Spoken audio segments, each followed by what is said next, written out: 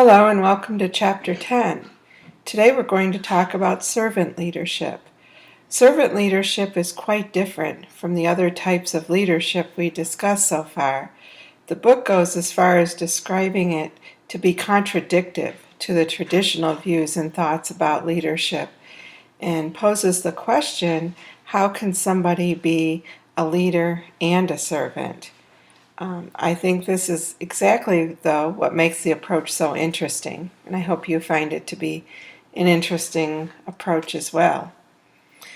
Most research on this topic has been prescriptive, meaning that it's focused on how servant leadership should ideally be carried out rather than focusing on what's actually done in practice. And in the past 10 years, there's been additional research that's tried to clarify this. And this whole point of view focuses on leadership from the point of view of the leader and their behaviors, with the main idea being that they put their followers first. So Greenleaf was the first guy to come up with an actual definition of servant leadership. And it's kind of long and complex, but basically it says that it places the good of followers over the self-interest of the leader. And you can read about this definition in the text. So based on Greenleaf's definition and pioneering research, other researchers have come up with lists of characteristics of servant leaders. This particular one is Spears. Spears came up with 10 characteristics. Listening, which is pretty important for any leader, but especially a servant leader, because they acknowledge the viewpoint of the followers and validate the perspectives. Second is empathy, where they actually can see the point of view from the other person. Okay, and that's an important characteristic.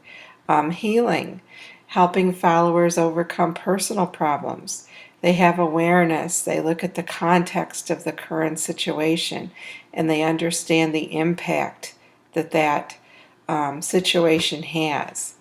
So keen awareness. They have persuasion. Okay, they're able to create change. Not through coercion, but through non-judgmental argument. They can conceptualize things. They're visionary. They can see, the big picture of the organization. They have a sense of the goals and the directions. They have foresight. They can predict what's coming based upon the past and sort of handle the future in a way that makes sense for themselves and their followers. They have stewardship. Okay, they manage the organization and people, and they hold the organization in trust for the greater good of society. So they're not just concerned with the impact on just their little part of the world, but rather how does that impact the community and society in general. They have a commitment to the growth of people. They treat each follower as unique and look at what they contribute, to the overall. And they help them grow as a person and become self-actualized. They're involved in building community. They allow followers to identify with something greater than themselves that they value. They have shared interest and a sense of unity and relatedness.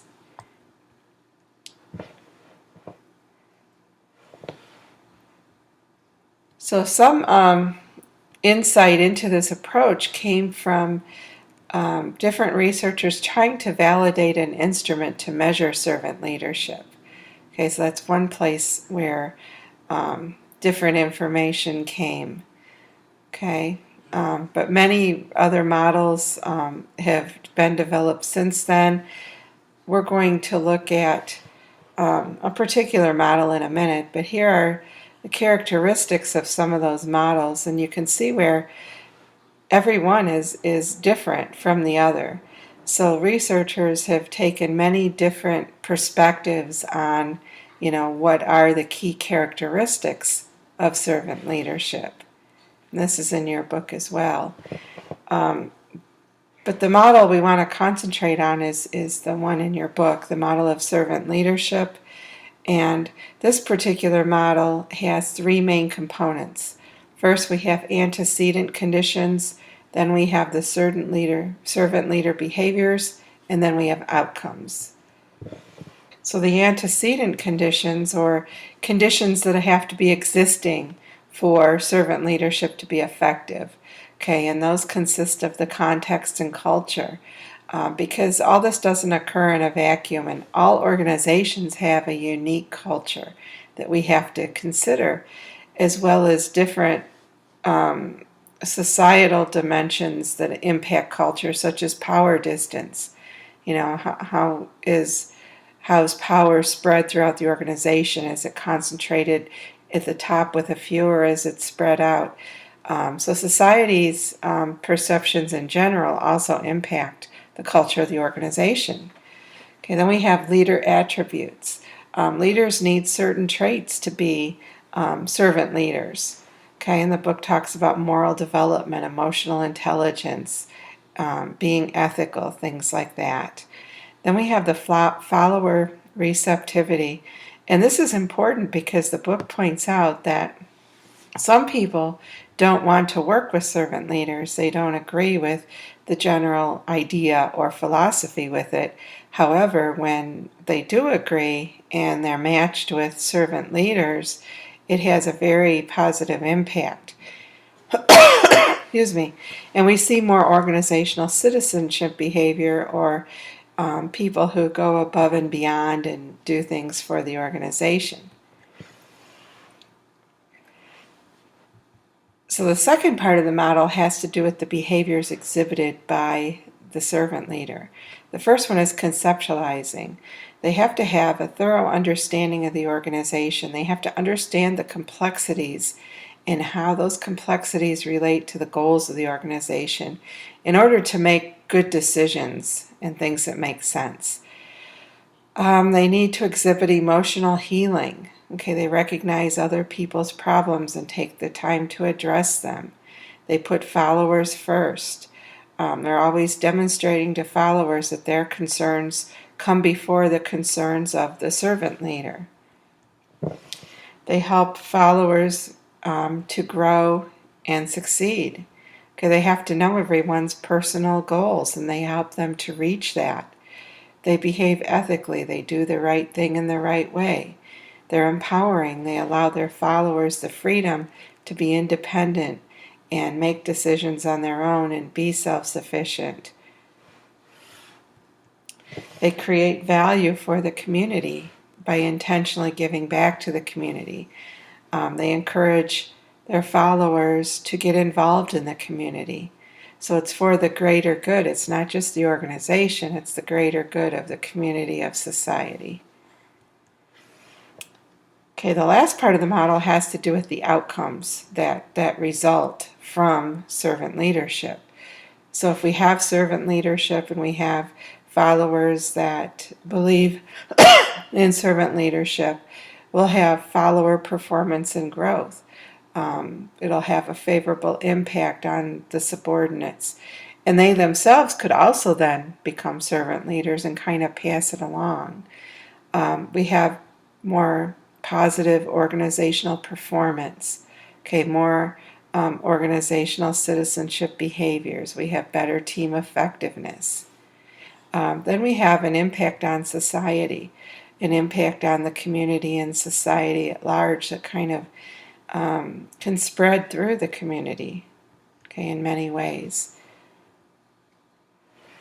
So servant leadership is very different from the other theories, as you can tell so far. It's concerned with putting followers first and then getting these outcomes, the organizational citizenship behaviors, the impact of society, the positive impact to followers. So it works best when leaders are altruistic and they have this motivation to help others. I think if one didn't have that, it'd be very difficult to be a servant leader. It wouldn't be make sense with their values. So it's important for followers to also be receptive to this. As the book states, not every follower is. Okay, so that's an important component. And it does result in change in the community and society. So it has a lot of strengths. Altruism is the central component, which makes it different than any of the other approaches that we talked about so far. It's counterintuitive with influence because the leader is not the one controlling, they're sharing that. In fact, they probably give the followers more of a control factor than they take themselves. Okay, and it needs to be, subordinates need to be on board, of course, for this to happen. And the other strength is that it did result in a pretty good measure. We can use an instrument, and it's located at the back of the chapter, where you can use this to measure servant leadership. Some of the criticisms is kind of the idea or the name itself. Sometimes it's hard for people to take it seriously because servant leadership seems very contradictory. Okay, and researchers are not able to reach consensus on the definition, as we saw from those many characteristics different researchers have and the different theoretical frameworks. Okay, and the overtone is that good leaders put others first, and this conflicts with other ideas of leadership like directing and the concern for production and the things we learned, previously.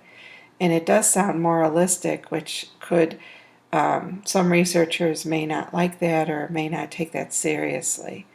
And then lastly, conceptualizing isn't unique to this particular leadership style. We talked about conceptualizing a lot in prior leadership approaches.